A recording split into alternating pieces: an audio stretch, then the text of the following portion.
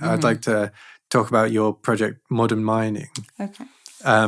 For those very reasons of that's looking at both the waste that we accrue, but also looking at the computer and computerized objects as being materials and physical materials, as opposed to the abstract logical thinking machines that we often get carried away with when they do have a significant physical impact on the world.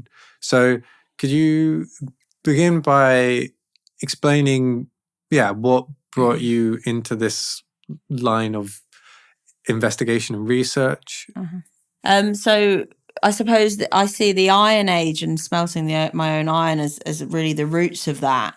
And I started to think, well, look, in the Iron Age, people were mining for iron ore. What's the modern equivalent? Where are our resources today? So there was an interesting fact that I think a ton of e-waste, or perhaps we should call it e-resource, is what I'm trying to think of it as currently. It contains more gold than any mined ton of rock. Right. So it's a richer theme, source of gold. And that kind of, it may or may not be true, but that kind of instantly grabbed my attention. There's as humans, we're just attracted to gold, and the gold fever hit me, and I started thinking, oh my gosh, there's what is going on where we're chucking away tons and tons of gold, essentially, but also what else is in there? So modern mining was kind of constructed as a way to think about a way for me to gather and source my own materials, but also kind of draw people's attention to this huge amount of waste. Now, it becomes a bit of a difficult project, because I don't claim to be trying to solve everything with it, and I don't want to, I'm not like a huge eco maniac right now, but it is something which I wanted to address, without,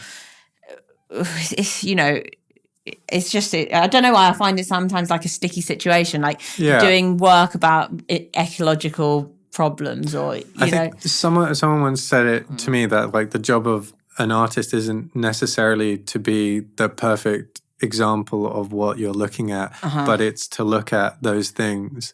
And so you can be less efficient because, your workshops, which I'll ask you to explain in a minute, they're going to teach people and bring people who otherwise wouldn't have thought about these things into that line of thinking. But obviously themselves are not going to be as efficient as a recycling center is at dealing with these things. But I think there is a leeway, not just leeway, I think more than that, but where as an artist you are allowed to not be an industrialized aspect of culture. You can use those inefficiencies to very pointedly ask people or yourself even just to investigate and see something for what it is, which I guess links back to your slow making and also idea. Perhaps another thing which just throwing more stuff into the mix is the idea of the amateur as well, which is something, of course. I'm kind of flitting around with the modern mining. I'm not a professional I'm not a professional industrially company who's taking things apart, but what am I? Am I this? Am I that? And I think the idea of the amateur is something I'm trying to cherish as well. Being in that uncomfortable zone where you don't know if you're very good at something, but you're going to do it anyway. So modern mining is all about helping people realize that there's usable materials inside our old electronics, and slowly building a system to teach people and show people that. So it started off very simply by installing amnesty boxes, so people could donate for old electronics. And then I built this modern mining rig after visiting Mumbai, actually. So I got some funding from a prize, the Dare Art Prize. So I got to travel to Mumbai and go and see all like the mountains and mountains. Oh my goodness, it was of e-waste, which ends up kind of not in our country, I suppose. It just gets dumped in other countries.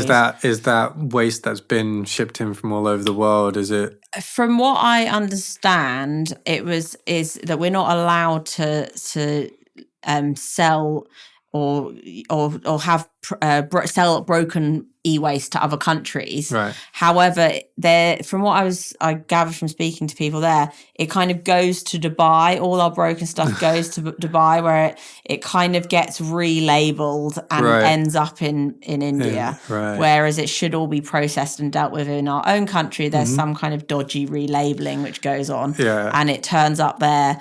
And I was in this area near the airport in Mumbai, and I walked around it for about 2 weeks, and I couldn't really ever find the end of it. It was just like, area, like, little unit after unit of different people breaking things up manually by hand. So essentially that's what my modern mining installation is. It's a hand.